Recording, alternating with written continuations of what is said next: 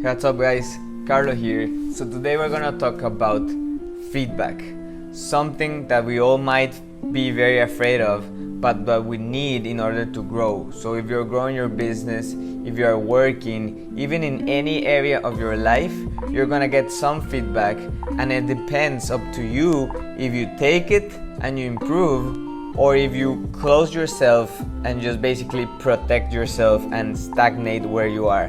So today I'm gonna focus it obviously on the business part, on working with other people online, right? So if you're in the online world or you're growing your business, you're definitely gonna get some feedback at any given time, right? You're gonna make your website and someone's gonna tell you like, hey, this doesn't look good, or this part does look good. So starting out, I remember that I got a lot of feedback and I used to get kind of mad. I used to get kind of defensive and protective, right? So that wasn't very good, because obviously my clients, is not that they were specifically telling me that my work was bad, they were telling me ways to improve it. So even though I did apply it on that specific work, it got me like a different skill in the future. So let me explain. Let's say that someone pays you to make them a website, right? So you make the website and you tell them, hey, the website's ready. What I like to do is to tell people, if you have any feedback, please give it to me so I can improve it, right? So I can tweak it in a way that it looks very good for you. But at the beginning, when I was starting out, I was basically just very afraid of feedback, because I thought that feedback equaled bad job, and that I wasn't gonna get paid, or I wasn't gonna get more jobs in the future. But what it actually meant then, after I realized it, after I kind of made peace with it, is that it actually took me further, right? It made me grow and make better products or services in the future. So that's the cool thing about feedback. Feedback is actually a blessing, it's actually a gift. I rather have clients that give me a lot of feedback than those who don't, right? Those who just tell me like, hey, this is awesome. Like, obviously you kind of start getting more people agreeing with you and telling that your work is good when you start getting better. But the thing is that feedback is a gift. So you have a choice, right? You have a mental choice of saying, I'm gonna be all defensive and protective, like, no, my work is good, I did this part because of this. So let's go back to the example of the website. Let's say that in that website you designed a red button, right? A huge red button that said, buy here. And the client tells you like, hey, I think this button is just too big or too bright, or it doesn't match with the color scheme of my personal brand, or my brand, right? My color palette, my brand's color palette. But you tell them like, no, I did that because it gets people's attention, and I've noticed that it just basically gets more people to buy, right? So there's a couple things there. Sure, you should tell your client why is it that you did that thing. If you have a purpose, they might understand it and say like, you are right, let's apply that.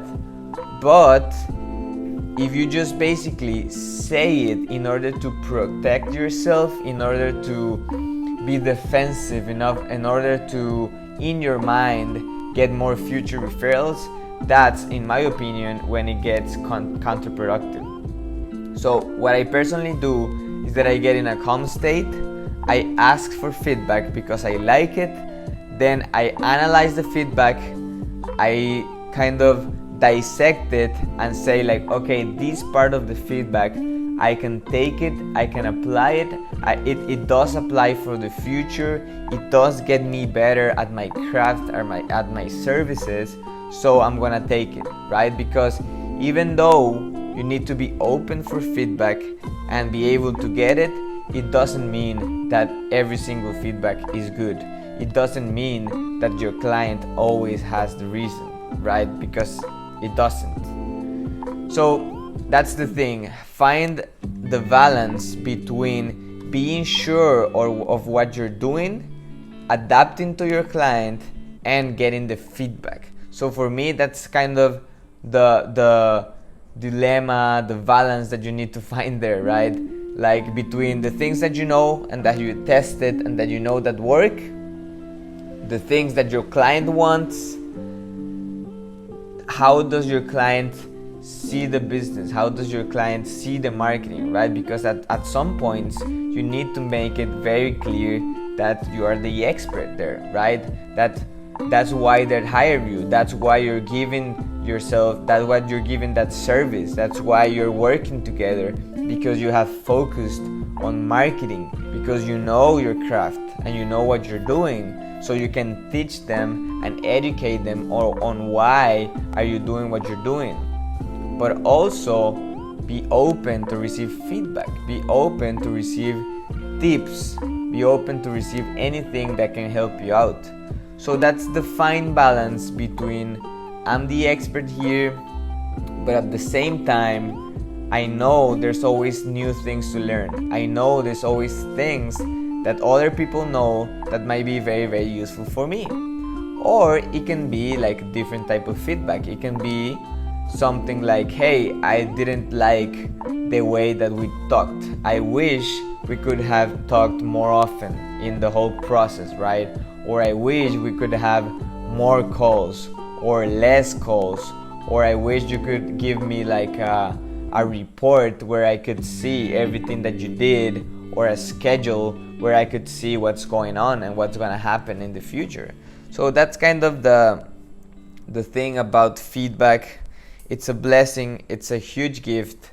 Just learn how to absorb it and use it for the better. So because if you use feedback in the good way, you're gonna keep growing and getting better. But if you always block yourself and you think it's like a negative experience, then you're gonna go nowhere, right? You're gonna get stagnated, you're gonna basically just stay in the same place and in your same skill, and you're not gonna be able to grow. And for me, that's a very, very, very key part when it comes to growing, when it comes to becoming the better, because I always think, this is funny because I think this all the time, like what makes the difference between someone that makes a huge business, a very successful business, or that they become a master in their craft, and someone that just basically stays in the same place, right? Like they get good clients, but they're just okay with the life and they keep doing what they're doing forever, right? They don't grow, and growing for me, it's one of the most important parts in life. That makes it interesting, right? So what was I talking about? Yeah, I always think about that. And for me, being able to receive feedback, grow, and apply it, it's a crucial part, a very, very key part when it comes to being more successful, when it comes to growing more and actually making the difference. So if you have received feedback in the past and you have closed yourself, or you have felt like it's something negative, try to change that pattern. Try to interrupt that pattern. Make sure that you realize that you're aware when it comes to you, and say like, no, feedback is a gift. Feedback is here for me to grow. If I take my feedback in the right way, I'm gonna keep growing, I'm gonna be better, I'm gonna be able to help more people. So basically, grab your ego, put it in a blender, and then put it at max speed and just basically throw it away. So that's my tip for today, guys. If you are making your business, or even in any area of your life, take feedback the good way. Try to program yourself to just basically take the feedback, analyze it, and do the best you can with it, and apply it and keep growing. So that's it for today, guys. If you have any questions, if you need any help growing your business, making money online, doing any marketing or copywriting, make sure to send me a DM. I always reply. So thanks for watching. I'll see you in the next one. Peace out.